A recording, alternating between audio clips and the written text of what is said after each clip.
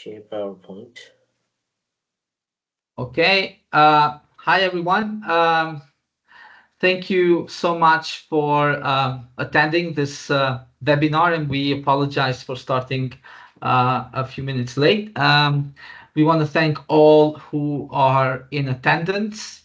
My name is Ramadan Idaza. I'm head of research at the Kosovar Centre for Security Studies, and we are a proud member of the SMIDGE Consortium project.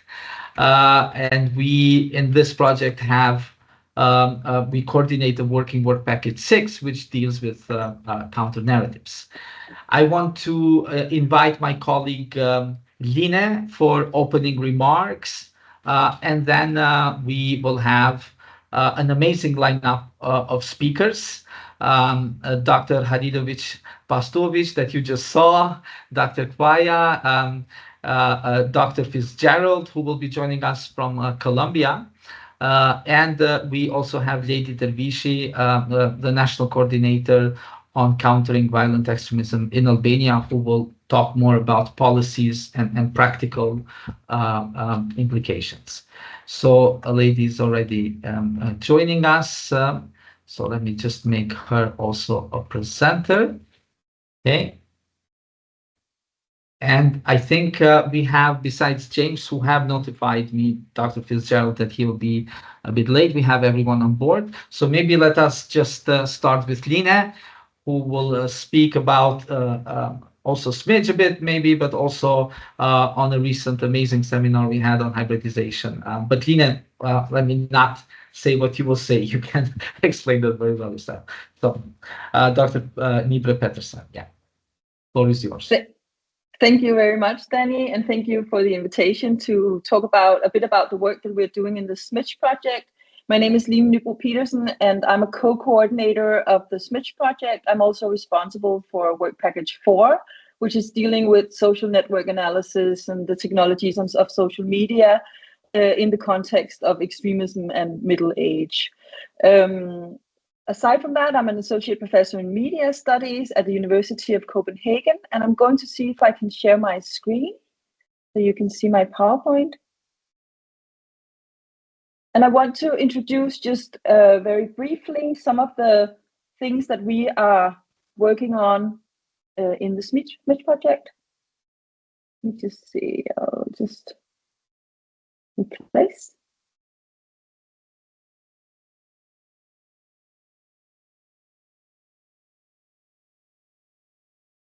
So I want to introduce you to this idea that I've been working on with my colleague Mikkel Bækby Johansen here in Copenhagen, that we call spaces of hybridized prefatory extremism. And at the end of it, I'll contextualize this by linking it to the topic of today's webinar.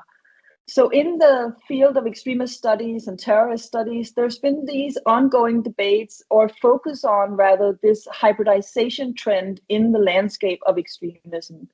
In the recent assessment report from the Danish intelligence services, one of the threat assessments pointed out that there is this tendency for extremist ideologies to mix with religious views and other types of grievances that come into the mix. And in the literature that we could find and in the research we read up on, what became very clear was that social media was always mentioned as playing a significant role in this hybridization trend. But no one had kind of explicitly worked with what it is social media does and how social media shapes or supports this type of hybridization trend. So that's what we set out to do. We wanted to understand the role of social media in these contemporary emergence of hybridization within the context of extremism. So for the Danish intelligence services, hybridization is defined as a process in which mixing of different ideologies, worldviews, or communities leads to the creation of new extremist narratives and modus operandi amongst individuals, groups, or communities. And here we can see in the model here that ideologies are mixed with conspiracy theories, which plays a huge role in the data that we are working with. but also mixed with different concepts of enemies and religious views, which relates to the topic of today's webinar. So there's a lot of ongoing conceptual debates or negotiations in the field. The UK counterterrorism program labels this tendency mixed, unstable, and unclear motivations for carrying out violent attacks. FBI has talked about alibi extremism. Other researchers talk about fused extremism, fringe fluidity, cross-ideological mobilization, and composite violent extremism. In the context of our research, we've stuck to the notion of hybridization, and we've developed the term hybridized prefatory extremism, or hype spaces on social media. So as part of this research, we wanted to look specifically at mimetic material. And for that, we checked out the platform Instagram to see how memes that related to conspiracy theories and extremism, what happened in that hype space, so to say. And one of the things that we came across quite early was that there seems to be this cluster of different types of conspiracy theories or beliefs and grievances that was connected to each meme. So when we would go in and find a meme that was connected, that dealt with a specific conspiracy theory or a specific extremist idea, it would have this cluster of hashtags, as we can see in the picture here, mentioning a lot of different narratives. So in a sense, part of the hybridization processes that we can see occur on social media happens as a result of the digital affordances on a platform like Instagram, where you tag a photo with hashtags in order for it to be seen in many different types of feeds. So for example, in these clusters, we could see the link between the Great Reset and the Deep State, to something about COVID-19 and digital currency, something about InfoWars and China and good and evil and we the peasants, and all of these different things that come up in the same network. So we wanted to make an Instagram hashtag network analysis, and we conducted that along with our colleagues from the SMIDGE Project, FAS, who are located in Austria. We decided on 6 hashtags that link directly to known conspiracy theories, and then we wanted to map out the different conspiracy theories on Instagram. As you can see by the numbers connected to these hashtags, these are hashtags that are quite heavily present on a platform like Instagram. And so our colleagues at FAST came up with this network of hashtags. So the orange dots on the map signifies the entry points, the 6 hashtags that I mentioned before. And then we can see the network map out into different clusters. All of the different hashtags, which is all represented by a little dot, there's 1,166 of them in this network analysis, are connected to other hashtags at least 100 times. So that was sort of our limit, a way of delimiting this huge network of hashtags in the data set. As you can see, and what I wanted to bring attention to is that these entry points of conspiracy theories have a very significant link to what we have labeled a spiritual awakening. So at the bottom of the map, there's this huge cluster of hashtags that all connect to spirituality, to religion, to the belief in the supernatural, to the sense of awakening or a spiritual journey of some kind. And so there's this huge link to spirituality and to religion within these communities, these hype communities, as they exist on Instagram. So that will be some of the ongoing work, and I'm looking forward to today's webinar and to being informed more about the role of religion in these debates before we go on with further studies within the SMIDGE project. Thank you. Thank you so much, Dr. Nibro Pettersen Line, for your presentation. We had this important discussion in Copenhagen as well about hybridization, and I think it resonates also with different parts, I think, in Europe as they're dealing with this phenomena. So let me invite next Moin, or Maja, you're ready. You can Do you want to? Yes, okay. So then we follow the agenda. So let's go with Dr. Halilovic-Pastuovic from TCD, Trinity College, Dublin. With Maja, we had the pleasure of working in a previous Horizon-funded project, a fantastic experience. And I think this hybridization that Line was talking about, I think resonates with the Western Balkans as well. Okay, so we'll go with Maja. Maja, do you want me to share your presentation, or you can do? If you can share the presentation, I can, yes, I can. Just in case there's some technical difficulties.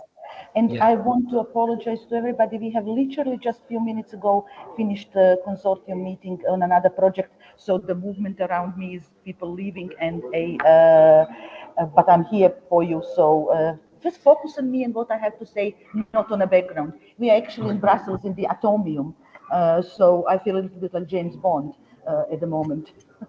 Okay. Can you guys see the presentations? Yes. Okay. So you let me know when you want me to move to the next slide. Yes. Yeah. So I will be talking as instructed by Danny about vulnerability and resilience to violent extremism and understanding age as a factor in relation to this, because I understand your project is about age mainly. Before proceeding with the presentation, I want to say three things that are important for Western Balkans. And that is when we say religion, we cannot separate religion and ethnicity. We have to think about ethno-religious radicalization, ethno-nationalistic radicalization. We have to take into account the complex identifications there so that we cannot separate those two markers in that context. Also, and this is related, we have to make sure that what do we mean by the term radicalization? Do we mean that somebody is just getting more religious, or not yet, Danny, or ethno-religious, or do we mean that person is joining different groups such as Wahhabism or Salafi group, and we are understanding that as their religious pathway. So that's a second thing.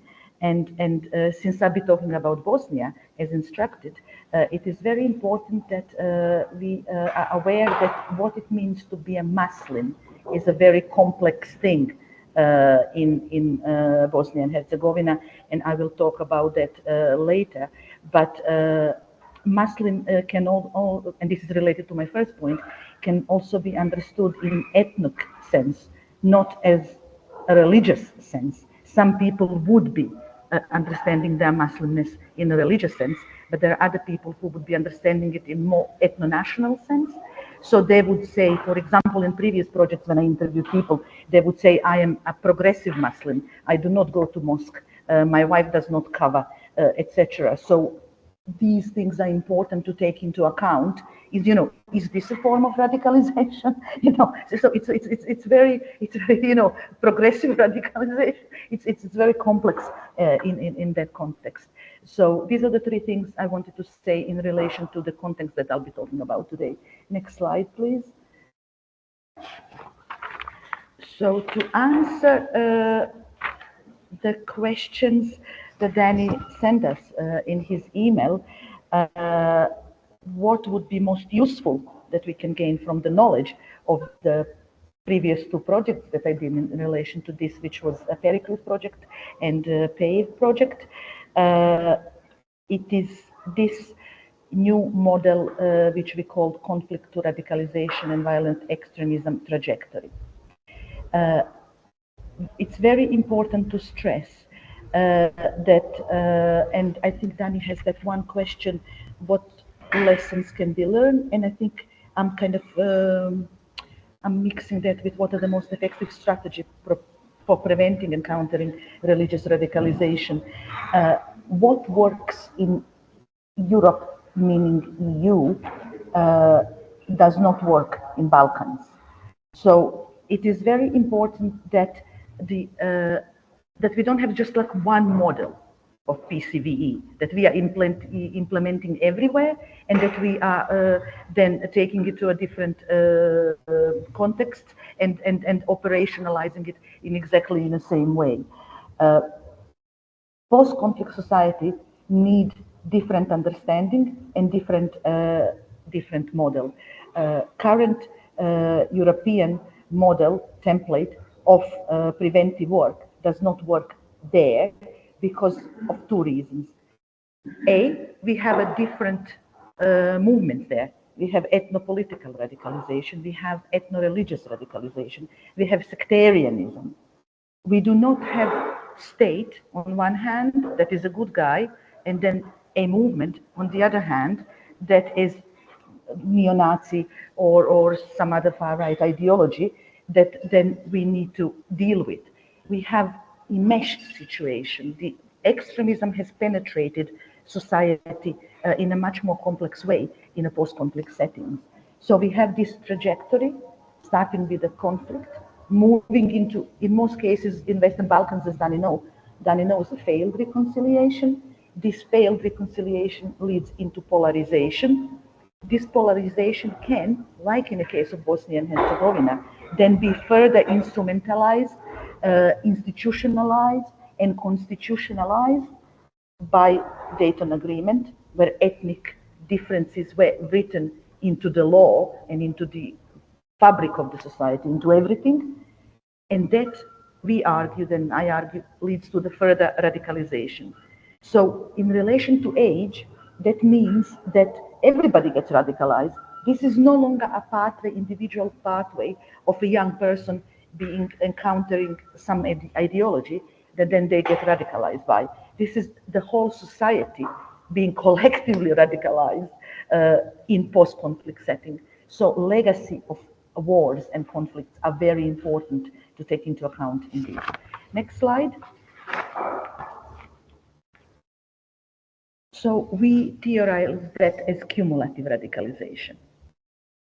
So to theoretically explain what I meant previously is that the legacy of conflict has opened the space for collective radicalization of population of all ages, and this is that they are then prone towards extremism and possibility of collective or individual violence. Sometimes it's individual, sometimes it's collective.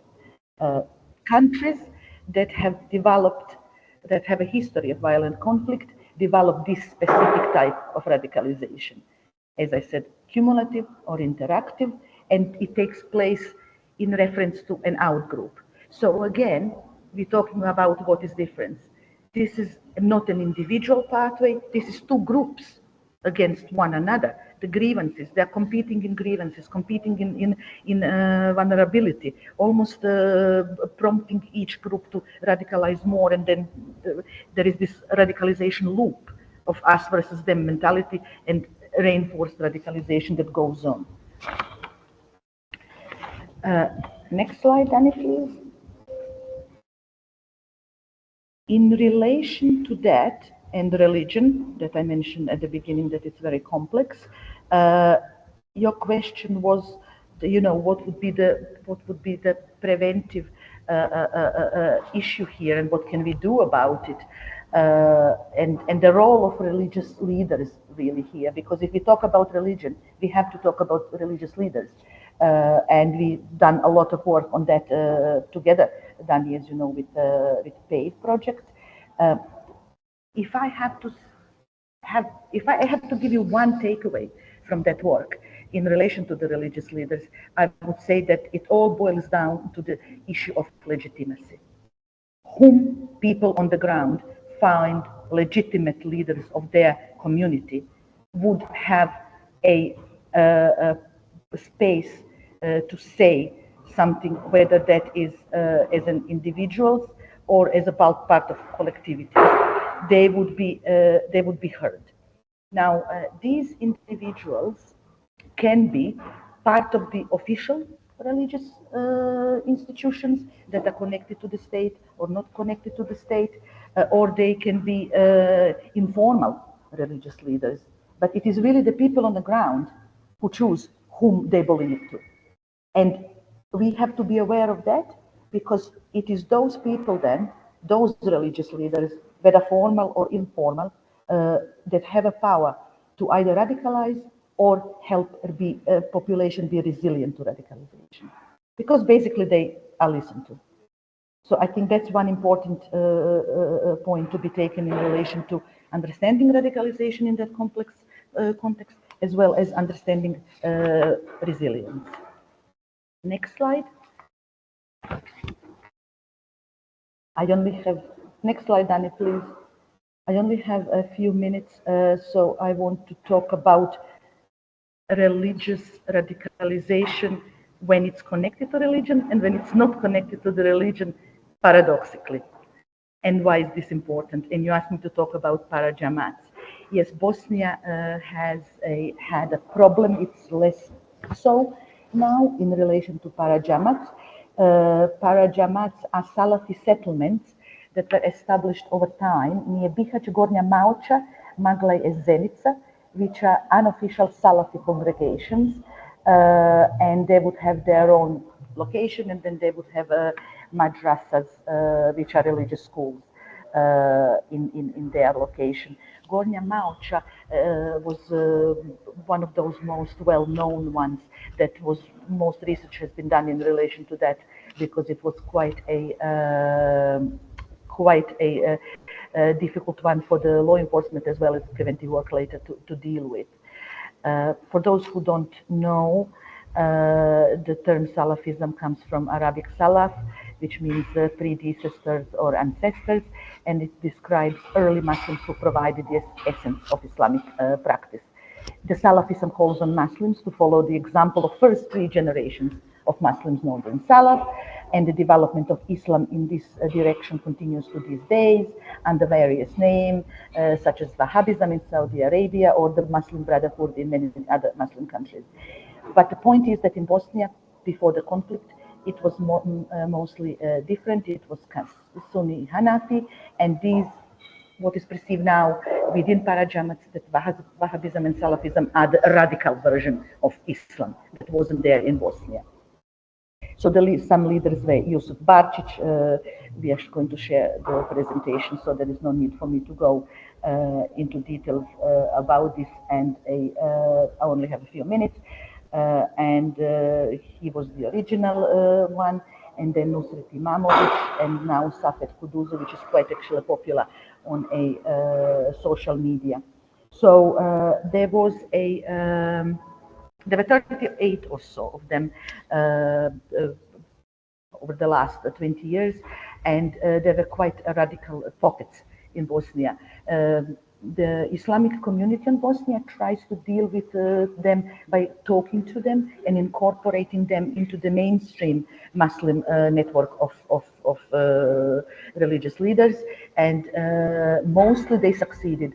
So there is much less threat now in relation to para-Jamats than it was years back, but there's still some existing, and I have spoken to some of the journalists, and there is concern in Bosnia that they still are there, but they have gone more underground, and in relation to a radical content which is relevant for you, Danny, possibly online, much more online, because they were much more offline before.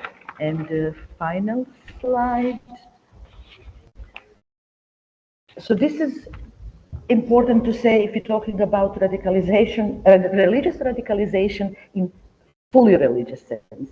But let's say just something about religious radicalization in not fully religious sense, and that relates to my first point, that what being Muslim means. It's quite complex in Bosnia. Recently, I have just published a paper that relates to the age and radicalization. It's not out, well, it's going to be out soon. It's been accepted, and you can then read more about it there. But we are, and my colleague Gillian Wiley, challenging the youth assumptions behind the prevention, because so much has been done in relation to minors and so little in relation to other age, which I'm delighted that SMIDGE Project is covering. We have interviewed in Pericles project people in prisons who were returnees from returnees as foreign fighters, or otherwise engage in religion-related terrorist activities. We have found out that reason why they went to fight as foreign fighters, while it was religious, it wasn't fully religious. So couple of things, there are more things to talk about that, but a couple of things that were most important is they went out of solidarity. So effectively, these people that we interviewed were not young. They were 30s, 40s, 60. One was 60-something-year-old. These are people who had families, children, grandchildren, are very well interconnected in their communities. And as one quote say, they went out of solidarity. They said, the quote says, I was defending Bosnia for 44 months. I watched rapes, killing Muslims, Abu Ghraib, and that prompted me. It was due to Islamophobia. They just needed to condemn us. I wanted to show solidarity with people, refugees. The Assad regime did bad things to Muslims there, etc. Or the other quote that says, it is stupid if someone thinks that someone just comes to the mosque and says, let's go to Syria. It doesn't happen like that. Other things affected us as well. I saw shellings and killings of Muslims, etc. So why am I saying that? It is important because if we are going to have the model of prevention that, for example, in prisons, that would focus on de-radicalization ideologically, which, as you know, exists, where we would be sending people in prison to try to make these people change from Salafism to Hanafism or something else. This is not going to be productive because these people are already not going because of some of them, not, like I said, are not going to even going to mosque. They are not ideologically radicalized. They're going for different reasons. Some of them are going to protect their community, which is connected to solidarity. So my point being is that we need to think of different preventive measures to counter radicalization for elderly people who are engaged in some radical activities, such as going away as foreign fighters, etc. So I think my time is running out, Danny. So I think I'll just wrap up and say in relation to to your question, that what lessons can we learn? Maybe 2 points. Post-conflict societies, things in post-conflict societies operate differently than in all societies are post-conflict at some point, but the recent fresh post-conflict society like Western Balkans, we cannot apply the same PCDE measures as we do in Germany, France, Italy, etc. We have to take into account legacy of a conflict and also take into account that it is the collective radicalization there that affects all the ages, not just young people, and quite a lot people who are 30, 40, 50 plus, because they've been engaged in the conflict, they're veterans of the conflict, they have their own grievances, etc. So this is what I would say in conclusion. Hopefully this was helpful, and once more, I apologize for all the things going on around me here in Brussels. Thank you. Thank you so much, Maja. I think you and James are in somehow more extraordinary situation. He is traveling to Colombia. I want to appreciate the points you brought.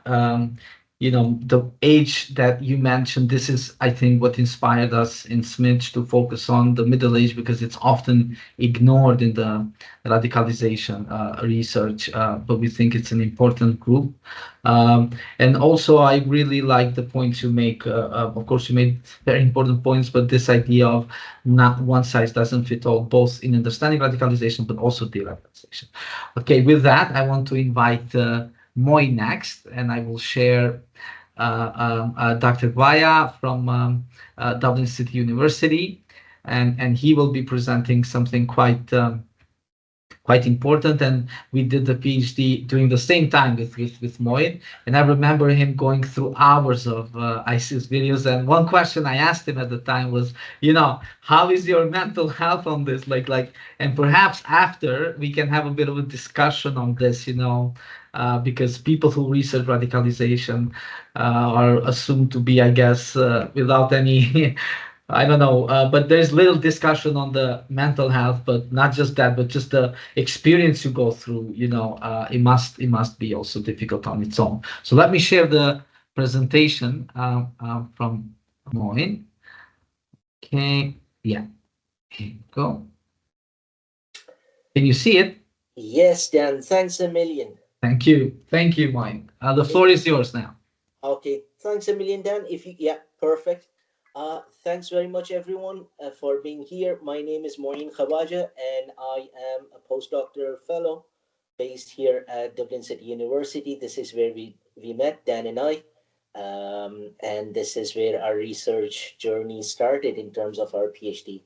Now, today I am going to talk about how propaganda is used by ISIS, how they use children specifically. And I'm going to build on what Maja said earlier in terms of how radical organizations such as IS build upon communities, how they draw people into community, how they ask people to migrate to another place where they can build this ideal community, and so on and so forth. And for those purposes, they use some compelling videos. I have excerpts of 2 or 3 really fascinating videos. One of them centers on Bosnian children and how they were used for propaganda purposes. So Dan, if you can move to the next slide, please.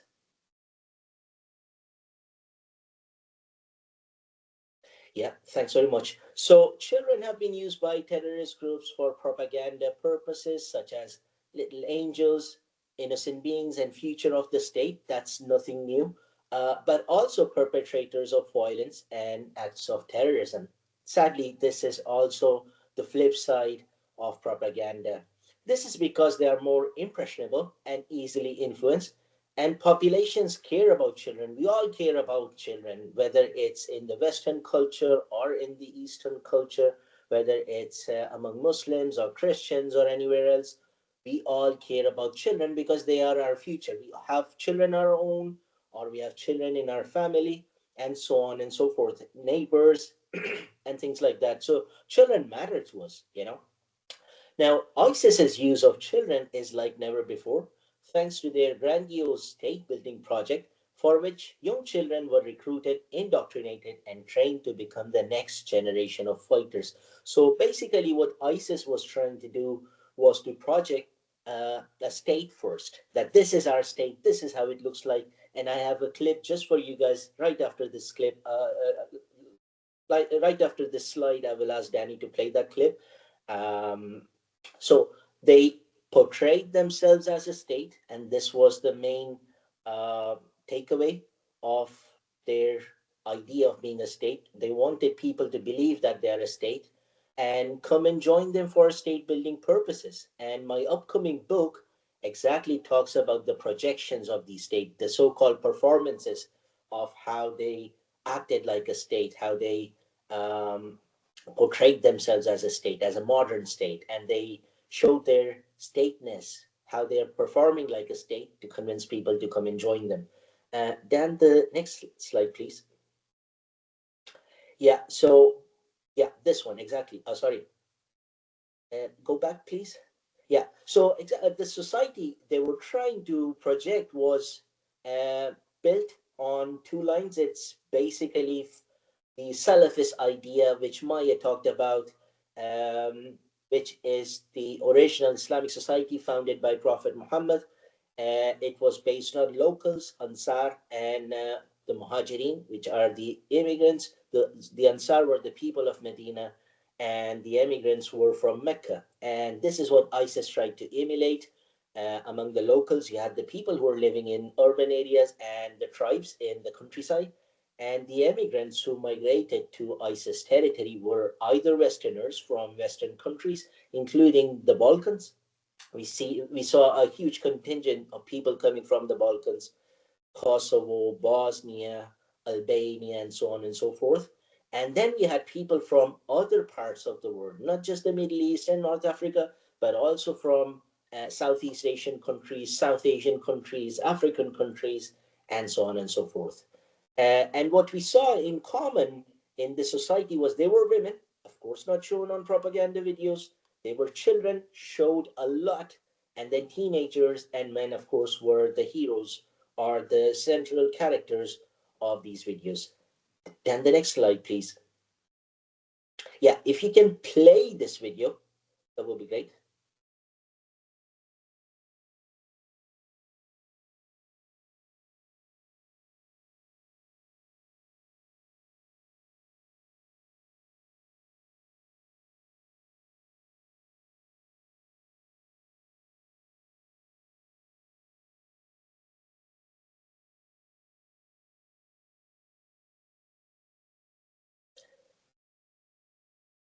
Is the audio playing or not?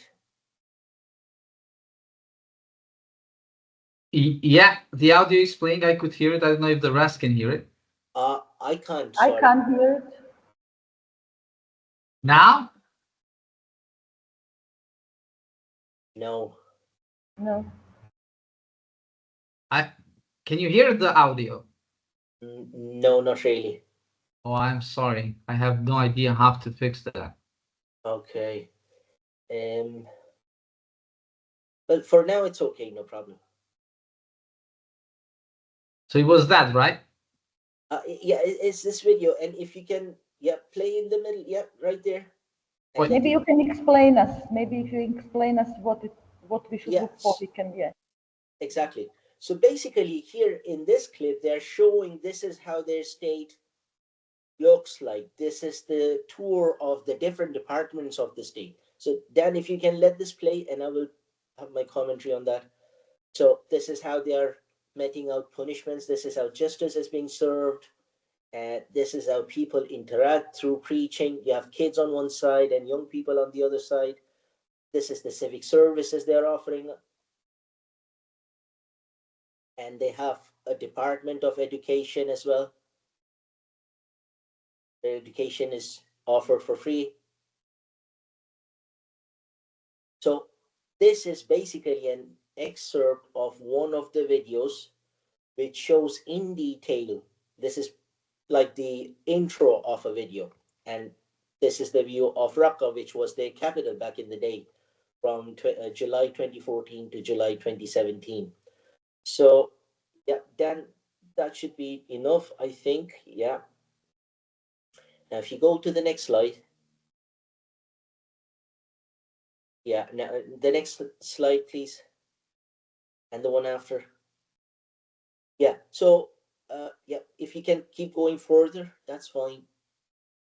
Yeah, now in terms of findings, now, yeah, this is another video I would like to show. It's a shame that the audio is not playing. But this is a clip of Bosnian kids who are living in Raqqa.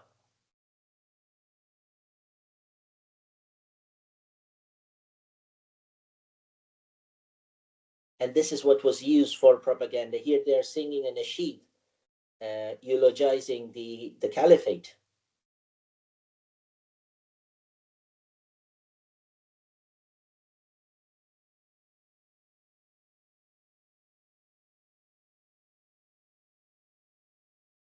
I think what I can do, Dan, if you can play this from the start, I think I can play on my side the audio, and we can try to sing. Okay. Yeah. All right.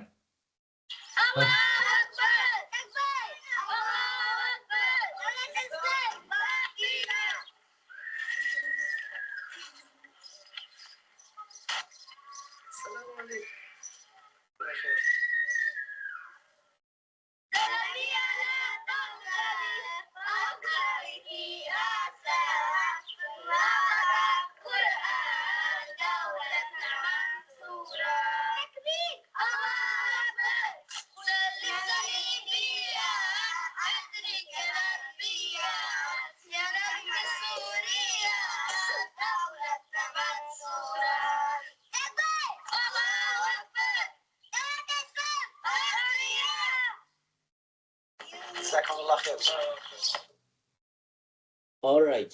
So that is one clip that you guys saw there. So the point I'm trying to make here is that, Dan, can you move on to the next one? Yeah. Yeah, this is another one. It's a shame that the audio, we are having some issues with the audio. If you can go to the next one, I might have something for you guys, and that wouldn't necessarily, yeah, this one. Sorry, Dan, the previous one, sorry. Yeah, and play this.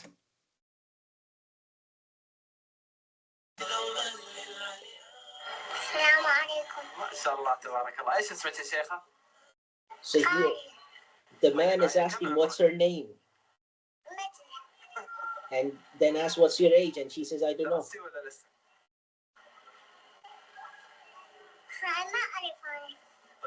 And then he asks, do you like this hijab and abaya? Is it good? Does it make you happy?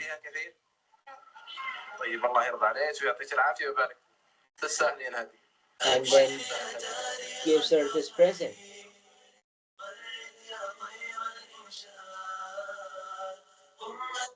Now, that's enough, Dan. Thanks very much. So this is just to give you an impression that children played a major role. Dan, if you can move to the next slide, please. Yeah. So for the purposes of this paper, and this is, I should remind you, this is coming from my PhD thesis, in which I had a look at 374 videos. If you play them back to back, that's 64 hours of content, right? And I had 4 case studies. So I had a look at the videos which were population themed, territory, government, and foreign policy, right? And that was basically to take a look at ISIS's portrayal of themselves as a state. Now, we all know that if any territorial entity claims to be a state, it has to show it has population, territory, government, and foreign policy. And this is what ISIS showed in their videos at large, that this is what we have. We have a population, and this is how our population looks like. The Western society is basically decaying because they're not having children. The nuclear family is destroyed. People are not interested in having children anymore. But if you move to ISIS territory, you will have a nice family. This is what awaits you. You will have children. We will make sure that your children are taken care of, not just in terms of providing them education, but also in terms of their upbringing. So what I found in my PhD thesis and my upcoming book will definitely deliver this at length, is that 30% of their footage in the population dataset was about children, was about portrayal of children, how children are living their normal lives, right? And now that's the testament to the fact that ISIS plays heavy emphasis on the display of children to signal that their population is witnessing growth, unlike other societies which are decaying. Next slide, Dan. Now, they projected children in 3 key settings. The first one was innocent children who are having a good time. And that was like an hour and a half of the entire projection of children. So 30%, say 11% of population themed videos were just children having good time in parks, on Eid holidays, you call it Bayram, I suppose, and so on and so forth. Ramadan, another festival, how children are enjoying their time in those festivals, right? The second one was child soldiers who are engaging in indoctrination, in training and executions. That's another one. And then the third one was children engaging with ISIS officials and fighters, including as their children, right? And that's like 6% of the entire population dataset. Next slide, please, Dan. Now, how was the age of innocence portrayed? So ISIS exploited these images of innocent children enjoying carefree moments. So ISIS was showing, listen, we have finally managed to establish a caliphate after the failure of centuries. And as a result, children can enjoy their childhood, unlike other places where they are indoctrinated and where there is an assault on their innocence. Here, it's the opposite. They can live without the fear of some ideology imposed on their minds. It's only Islam that they have to think about, that they have to understand and practice. Apart from that, there is nothing else. So this was part of campaign to show that despite facing constant aggression from enemies, children remain the top priority of the caliphate, and they are doing their best to provide them happiness and secure their future. So ISIS was saying that the Western, I mean, the American coalition bombers and the Russians as well, they're raining bombs on our cities and towns and villages every single day. Yet we are trying to protect our population and making sure that the children can enjoy some semblance of peace, right? And for that purpose, they painted a rosy picture of the caliphate, which is brimming with life and serenity, right? And this was to dispel fears and uncertainty among locals, because locals, they first they embraced ISIS thinking that this would be different from what they have witnessed before. The Iraqi government of al-Maliki or Bashar al-Assad's regime in Syria, and so on and so forth. They thought that this is going to be different. But with ISIS came death and destruction.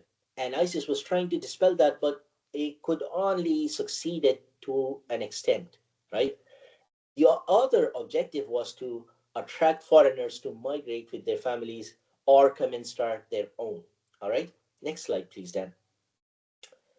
Now, after that, once the caliphate was established, official ISIS videos also focus on children's activities in special schools that ISIS was running and these seminaries where they were taught different aspects of religion, of course, like Maja said, on Salafist ideology, right? So they were taught how to impose Sharia, what's the different principles of Sharia, what's the foundation like, what's zakat, what's da'wah, and so on and so forth, right? And then on top of that, when the kids were somehow getting grasp of these ideas, or they were becoming, they once they developed an understanding, they were sent to carry out special preaching activities in far-flung areas, right?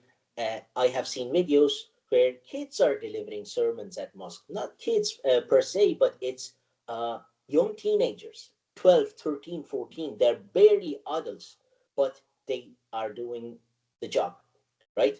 And then they are also distributing leaflets and so on and so forth. And then they also fought on the front lines. Next slide, please, Dan. Now, this is the third one and the most serious abuse, child abuse, I would argue. ISIS referred to their children who were trained as fighters as cubs of the caliphate. And if you take a look at the ISIS propaganda videos, it gives you the impression that children were portrayed in a binary manner, either as angels or executioners. However, if you look deeper, if you take a deeper look at these videos, you would see that children were portrayed as victims of the aggression which was perpetrated by ISIS's enemies. And as a result, ISIS had to train these children to take revenge. This is the narrative ISIS portrayed in their videos. So children, we wanted our children to be innocent, but because you guys kept on attacking our territory and raining those bombs on our towns and villages and cities, we are training them to be skilled fighters who will fight you when you try to enter our cities, and they will seek revenge. Next slide, please, Dan. Right? Now, the women, on the other hand, like I said earlier, they were invisible in the propaganda, but the girls were present, like I showed you in this clip, and they were presented as these innocent young girls who are going to be raised just like their mothers, in secondary roles, of course, in very feminine roles, as the daughters of ISIS fighters, right? And they will grow up to be ideal women who will stay home, and they will raise the next generation of the caliphate on Islamic ideals, right? So what we see is that While young boys featured in more active and vocal roles, young girls were depicted in subdued roles where they talk less and appeared in a limited context. Next slide, please, Dan. So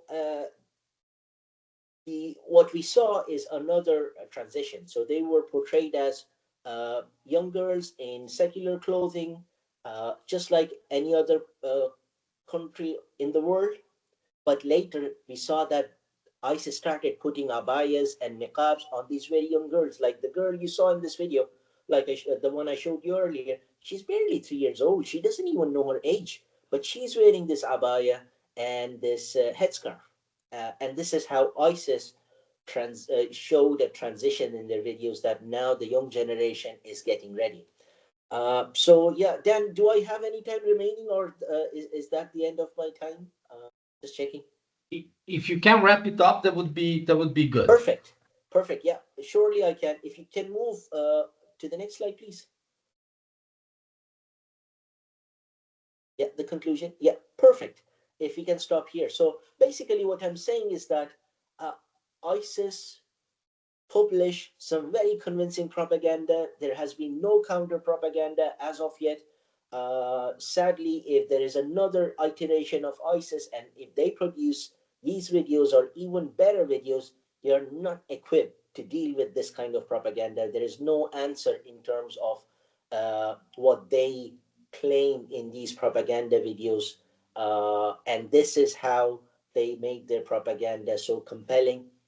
We need to work together in terms of not just countering the narratives, but also in terms of producing visual propaganda, counter propaganda, which can give an answer to what ISIS had been claiming in their videos. We need to show how these people were used and abused, and how this is not the way for people to resort to if they have any kind of grievances. Yeah, that's the bottom line of my presentation today. We need to understand first what the propaganda is like in order to counter, and not many of us have been able to produce some compelling counter propaganda narrative.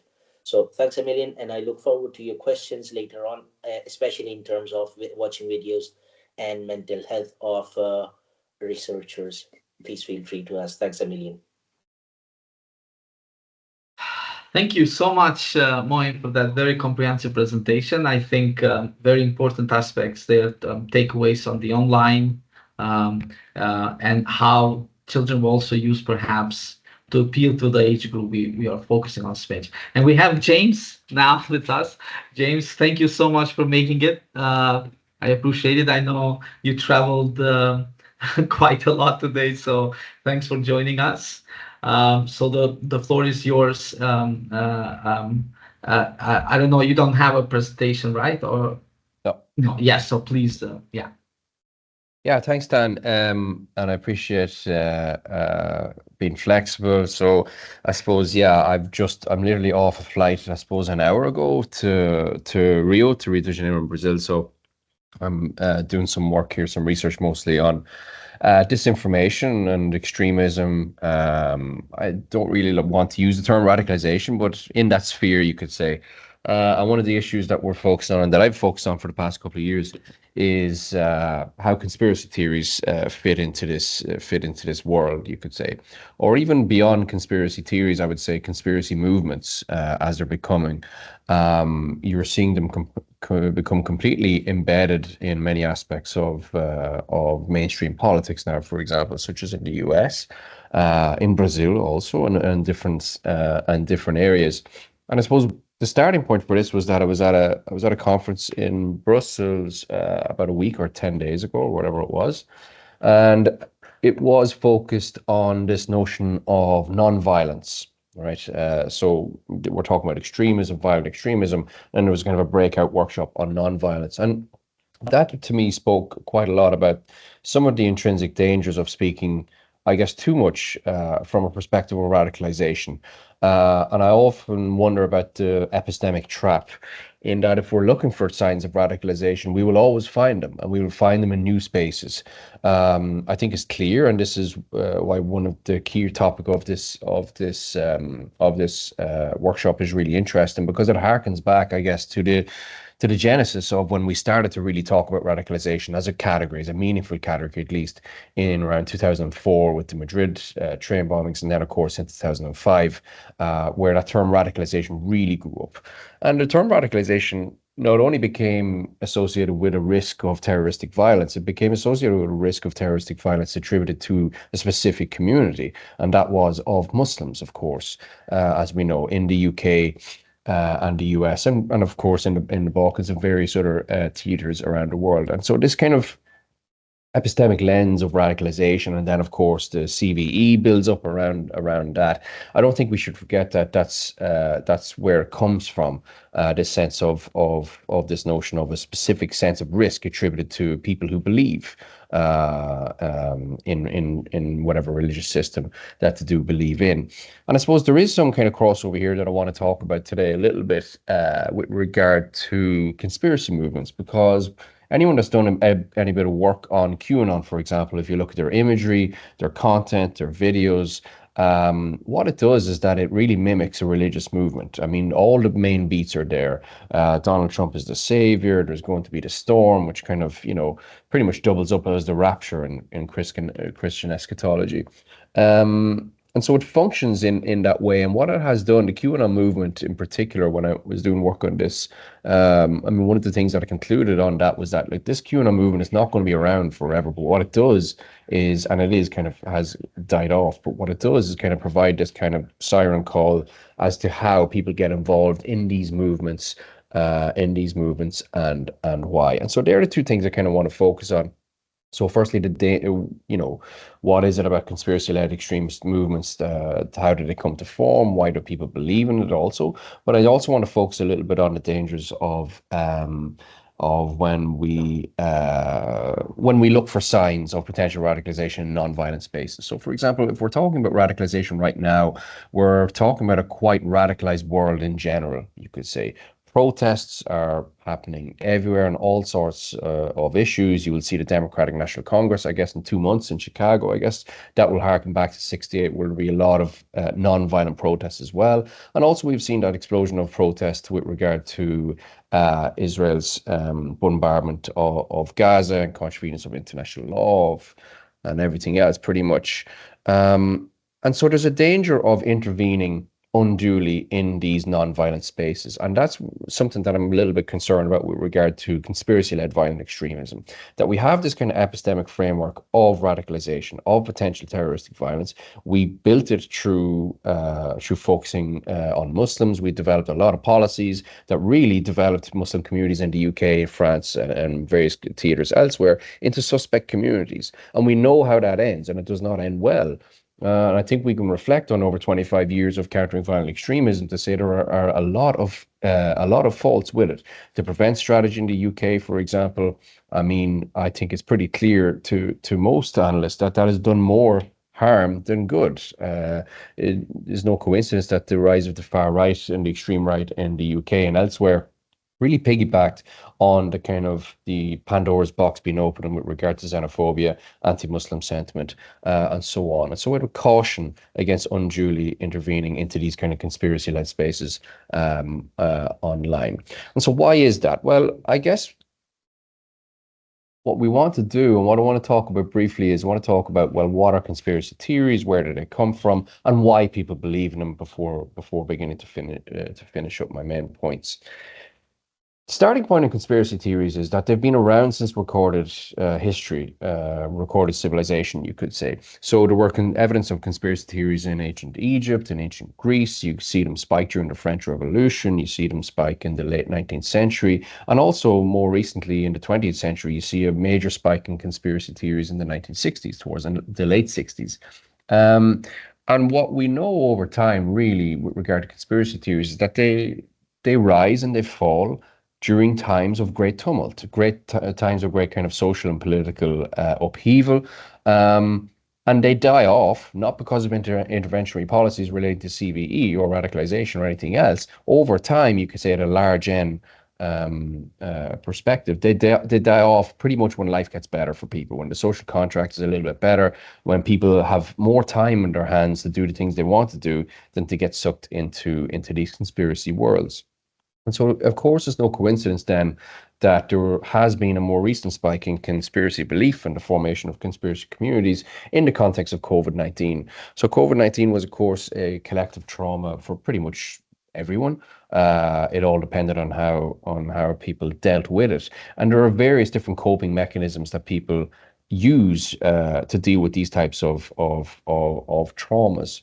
And one of them we know is to actually believe in conspiracy theories. It is a direct contributory factor to when people feel traumatized, when they feel dislocated, because what conspiracy theories do is that they allow people to apportion blame. They allow people to apportion blame to a particular outgroup, and they also have this kind of sense of security that at least they know what's happening now, who's to blame, but also what's going to happen next. And so if you remember, one of the key conspiracy theories that popped up in the immediate aftermath of COVID was the lab leak theory, which may or not be actually true, because also not all conspiracies are false, by the way. Think of Watergate scandal and various others. But there are four main reasons as to why people tend to believe in conspiracy theories. And so I want to list these, talk a little bit about ontological security, and then begin to finish up. And the first, this is from the literature. The first is from a psychological perspective. From a psychological perspective, people believe in conspiracy theories because they offer what's called a monological belief system. That is, quote, belief systems closed in on themselves, in which each conspiracy belief reinforces another, buttressing a general assumption that the world is orchestrated by sinister forces. So this is, for example, one of the reasons why if people believe in one conspiracy, they tend to be able to snap into another conspiracy. And of course, when we combine this with a social media life world, which is algorithmically determined to feed you more of the things that you want to hear and what you already believe, well, then you can see how social media can exacerbate conspiracy belief, but it doesn't necessarily cause it, and that's important to note.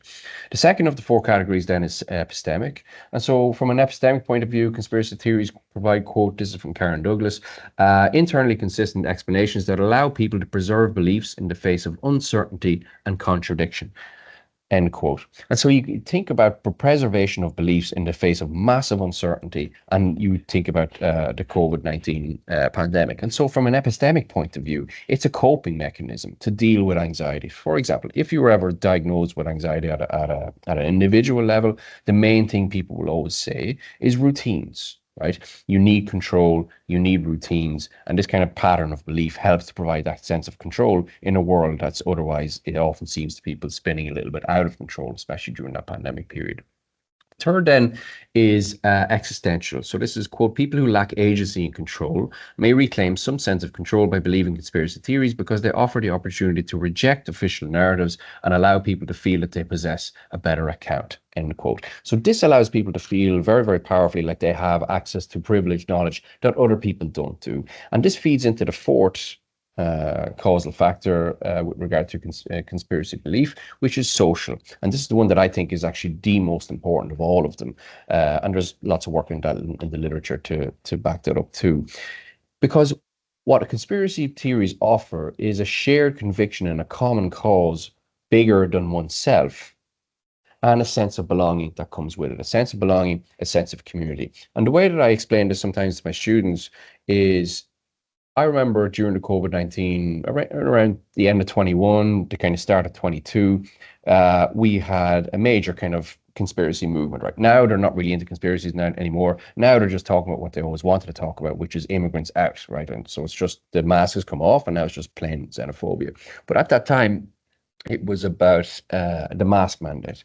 So their goal as a movement, you could say, was to end the mask mandate. So we're not going to end now until the mask mandate is gone. That's what we want, and that's what we're going to fight for. And they were protesting in contravenance of COVID rules and all of that. Anyway, it happened that the government did get rid of the mask mandate, not because of the protests, it became time. And what happened that weekend was that in Dublin, in around St. Stephen's Green, if people are familiar with Dublin, I know some people here are, there was the biggest demonstration of all that time in COVID, after they had actually reached technically their political declarations. And the reason for that, for me, kind of focusing on the literature, is the sense of maintaining these social bonds, that it is about staying in these communities, giving a sense of belonging, and that is why it is such a powerful force in that regard. And of course, believing in something higher than yourself, knowing how things are in a really uncertain world, and so on, this kind of notion of rapture and things to come, of course, that kind of chimes with Christian eschatology. And I think it is interesting that a lot of these modern conspiracy movements, which contain religious elements, have grown at a time when organized religion is, in many spheres, but not all, in decline. So I'll finish up with a quote on providing conspiracy theories providing ontological security. So in the literature, ontological security, quote, concerns actors' ability to protect their identity and routines and thus to preserve themselves. Unlike physical security, which is about survival, ontological security is the security of being. Actors that are ontologically secure can sustain their institutionalized routines and are successful in establishing stable identities that function to provide order, predictability, and certainty.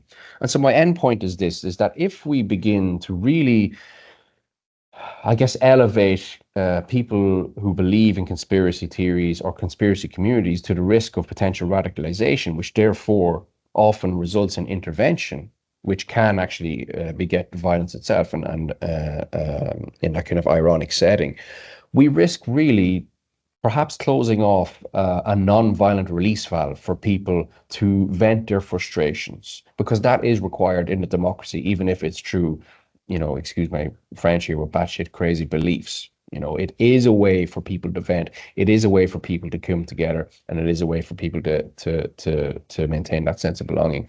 Absolutely, we need to determine between when there are conspiracy theories that talk about, the Great Replacement, and it advocates for violence against minorities and so on. But I think we know enough now from radicalization literature and counter and violent extremism literature and practices that we need to be very, very careful of the potential negative effects of unduly intervening in a space that could be, for many people, a means to protect their identity, their sense of self, and to control a sense of security in what continues to be an anxious world. So there are parallels there with religious beliefs and factors and so on, but I'm going to leave it at that, and then I will happily contribute to the Q&A session. Thank you so much, James, for this very impressive outlook on and bringing conspiracy theories into this discussion. It is part of the focus also of the SMIDGE project, but I also appreciate you noting how sometimes research into radicalization or de-radicalization leads to radicalization itself. And for instance, in Western Balkans, and how there was a bit of asymmetry in how different forms of radicalization are dealt. In Western Balkans, we had the discussion on how, for instance, ISIS foreign fighters were much more problematized than following the Russian invasion of Ukraine. We also had the phenomenon of foreign fighters going to fight, for instance, inside of Russia, but this was less problematized, for instance. Although the convictions were the same for many of these persons. For instance, going from our region was religious conviction. They want to go and help fellow Orthodox Christian brothers and whatever, so sisters. So very different of discussion on that in one aspect. So there was some bit of a reaction to that. Now, we heard many of us who are more in the research. I want to bring our colleague Lejdi Dervishi, if she's hearing me, the national coordinator of countering violent extremism in Albania. Lejdi has been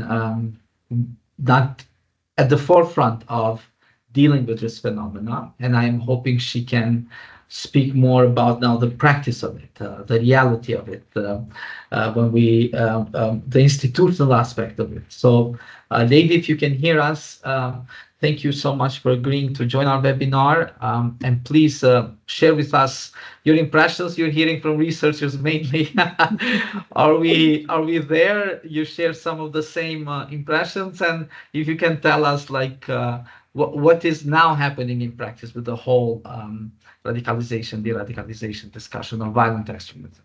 Well, thank you very much, Dani, and thanks also to all the participants. And to say the truth, you never stop learning from colleagues all over the world, because we started as a policy-making institution, and then we started operating concretely in the ground. So when you cooperate concretely in the ground for several years, then you have to get back on the new trends of policy making and on studies and on research and on everything that has been done. So this is also important. And I thank to all the colleagues that talked before me. For the ones that do not know me, or we have never collaborated together before, I am Lejdi Dervishi. I am the national coordinator on PCVE of Albania. At the same time, I have also a high technical role, a double role, which is the director of the CVE Center of Albania. As director of the CVE Center of Albania, until 2022, I have been under Prime Minister's office. Since 2022, the last 2 years, the institution is under the Minister of Interior, which for the moment is Mr. Bala. While as national coordinator, I am appointed from the Prime Minister, because the national coordinator has somehow a mandate which goes beyond every line ministry.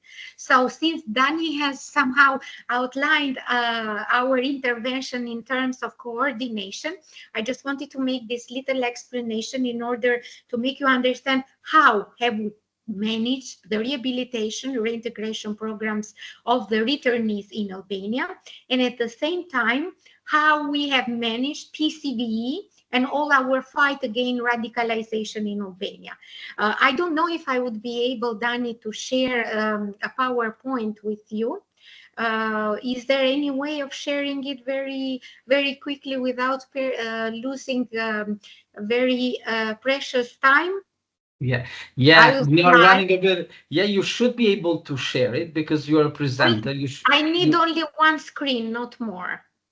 Yes, when you click at the windows, because I think Teams is more complicated with sharing, it should offer you the option to share the PowerPoint, but you can send it to the email to me if you want to, and I can share it for you if it becomes, and in the meantime, you can make your points if you want to. Okay, no problem. Then we will do otherwise.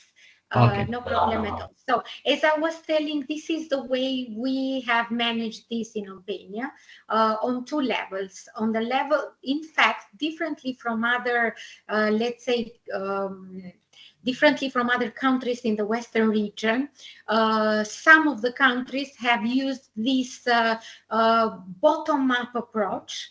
Albania has used a certain top-down approach. I don't know if that makes sense to you. What do I mean? I mean the fact that in the beginning, Albania started to think that it was better to have this top-down approach in terms of coordination. Okay. I will do like that. It will become difficult. Do you see it, Dani? We don't see yet, no.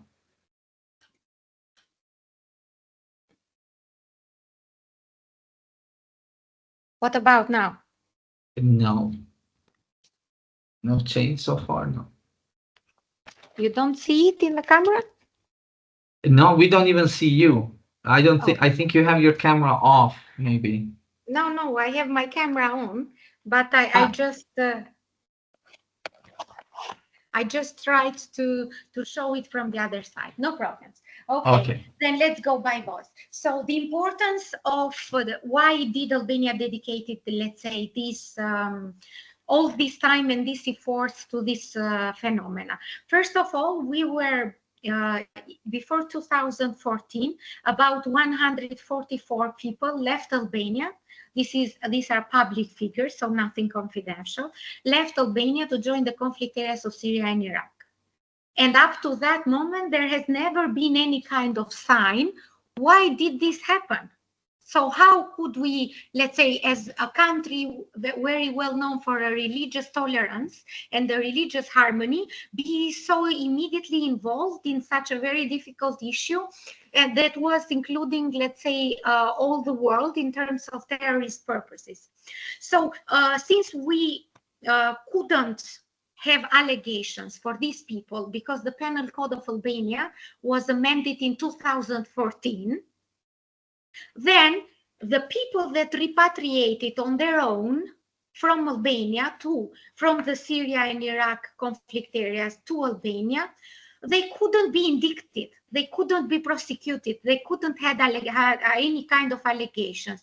The men, the women, the children, all of them, they returned voluntarily within 2014. We knew that they had been in the conflict areas of Syria and Iraq because they had some stamps in their passports, and intelligence services were all aware where they had been. But of course, they didn't have proof in order to prosecute them. And even if they had the proofs, as you know better than me, nulla poena sine lege. So the law is not retroactive and they couldn't be prosecuted. But why they were very useful for us? They were very useful for us because until 2020, when Albania performed its first repatriation, official repatriation, up to now, we have performed 4 repatriations, and 37 citizens have returned from the conflict areas of Syria and Iraq.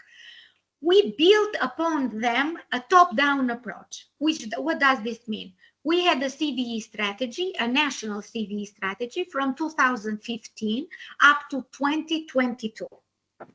This strategy involved about 7 line ministries: Interior, Justice, Home Affairs, Justice, in Social Protection, Education, Economy and Finance. And all these line ministries, they were mandated some proofs and some actions that every line ministry had to undertake. And all this was coordinated from the CVE Center on a national level. So we knew exactly the people that were in, which were the responsibilities of every line ministry and subordinated institution towards not only raising awareness in PVE in Albania, so that this phenomena would never happen again, but also contain what was already in the ground as radicalization channels or radicalization influencers or people that didn't share the same mentality with the recognized religious authorities in Albania. And at the same time, we gave them duties and measures how to put in place individual protection plans to follow these citizens for their rehabilitation and reintegration and resocialization in the society. In other countries, sometimes this has been done directly from the civil society organizations or from NGOs that were in collaboration with Red Cross or other organizations. What we learned from our partners that did these repatriations before 2020 was the policy of doing no harm, first of all, and secondly, we avoided to repeat the mistakes or the things that didn't go well with our partners in Kosovo, for example, which returned people before us. Kosovo has repatriated men, women, children, so all the categories of people, while Albania has, up to now, has maintained this policy in repatriating voluntarily and officially only women and children. Not only for a humanitarian cause, not only because of an accountability and responsibility for the Albanian citizens, but also at the same time as a responsibility towards the Western Balkans, towards the EU, and also towards our strategic partners of the United States. Why? Because they had helped not only Albania, but all Western Balkans in building capacities, in training all our citizens and officials, government officials, that would deal with this issue. And when I say training, I mean prosecutors, special prosecution office, community policing officer, counterterrorism directorate, psychologists at school, psychiatrists, doctors, so everyone that was involved in this national action plan. What we understood was that if we return these people and wait until they got prosecuted, in the meanwhile of time, media, journalists, NGOs, CSOs would go to them like they were the bees in order to have the first news, to publish it in social media or in television or everywhere. So we advised to our Prime Minister to build an ad hoc hosting center so that when these people came officially, they went there, they got medicated, they got rehabilitated from psychiatrists and psychologists. The children, in the meanwhile, the mothers got interviewed and prosecuted. They learned Albanian, they learned maths, they learned their educational programs in order to be ready to get integrated at school when the time would come. They got vaccinated, etc. Was it easy? Because when you say it like this and quickly, because time is a tyrant for everyone, it has been extremely difficult to put together about 43, 45 first-line practitioners belonging to different institutions, where the outside perimeter was responsibility of Ministry of Interior, the inside perimeter Ministry of Defense, while the perimeter of the building and the people inside, responsibility of healthcare and social protection. And the CVE Center coordinated all the bodies and all NGOs and all international donors in terms of giving support and services to these people. Of course, if you have a scheme in front, it is much more easier to show it up. But since the time is not so much left, I'm going to show you just a stamp that I have here. We have divided all the process in phases, because you must not forget that we did this in 2022. So when COVID is present, so from the first step to the second step to the third and fourth step, everything was minutiously determined. The first 42 hours, for 24 hours, the 72, 2 weeks, 3 months, 6 months. The latest period that these people stayed in the hosting and rehabilitation center has been up to 6 months. And when they got out, of course, the state, with the support of the NGOs, managed to find them a home, managed to enter the children at school, managed to give them humanitarian help. What we try to do, and this is important, Dani, to be accentuated, is we didn't want to treat them differently from the others. So that's why we didn't change the rules of the state to give them extra aid, and we preferred, Albania has been one of the first countries in the Western Balkans to open the door to the CSOs in order to support in security R&R processes. But we put them a condition. You are going to collaborate with us. You are going to put your best expertise in the ground. We will not interfere in your processes, but they signed a disclosure agreement with us.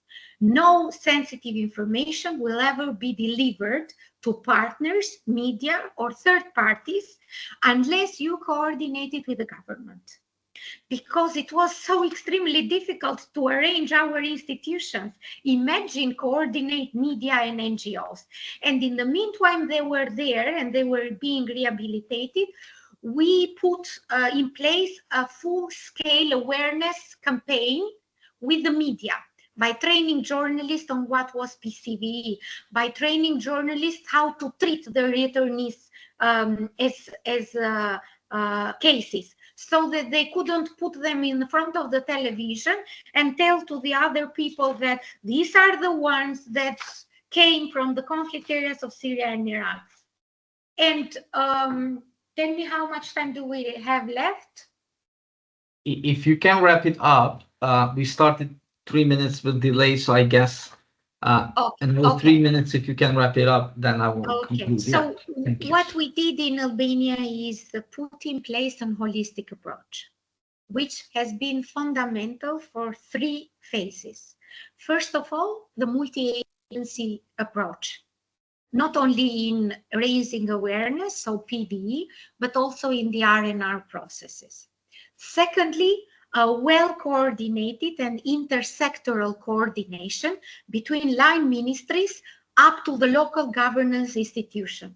That means give responsibility to municipalities for their own citizens in order that the national body coordinated policy, but the local self-governance institutions delivered services that the NGOs could not deliver because it was responsibility of the state. And the third column has been a community-based approach, and of course, and collaboration with the religious communities in Albania, which are officially authorized. And there are 5 officially authorized in Albania: Muslim, Catholics, Orthodox, Evangelists, and Bektashi. Why did we do that? We did that because if we had approached them to work only on religious-based extremism, then we, the state, were discriminating and stigmatizing that only the Islamist-based distorted religion practicing had extremist problems, while we know that there are also a lot of other religions that have problems, and sometimes it is based also on ethnical, gender issues, etc. So let's say that this has been somehow the coordination in Albania from the national to the local governance institution. And the most important thing is that there has been a political will. Without the political will of all the government, this could never, let's say, have never been put in place. And of course, the credibility and the sustainability of the programs that are put in place from the international donors that are our partners is essential. This is something that we pretended from them when they started first collaborating with us.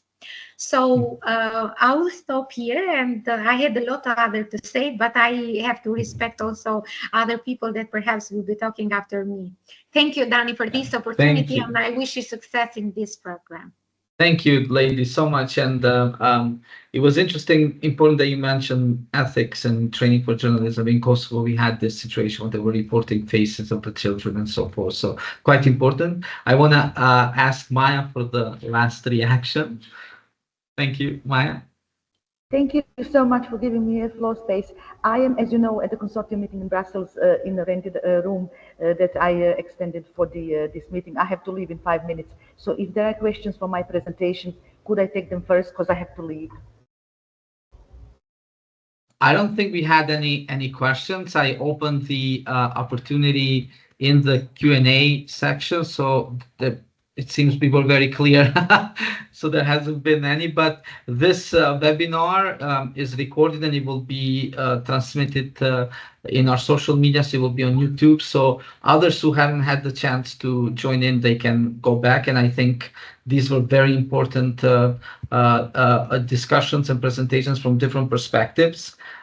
So I want to use this opportunity to thank you, Maja and James, for all the hurdles you went through to attend this. I want to thank other colleagues as well who joined us, Moign, Line, as well as Lejdi. So I think we had a good combination of practice and theory in this kind of webinar. Theory, I won't say, but more like research, what the research is showing.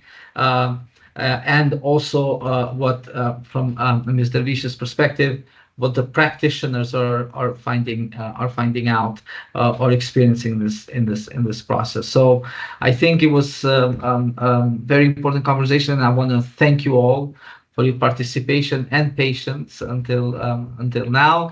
And we will share the link of the webinar with all of you, but also with other interested parties. It will be publicly accessible. But again, thank you so much, Maja, James, Moign, Lejdi, and Line for your contributions. And hope we will be able to see each other again in other maybe in-person events with our projects we are involved with. Thank you so much, and to all participants who were following our webinar. Thank you for your attendance. I'll see you to the next webinar. Bye bye.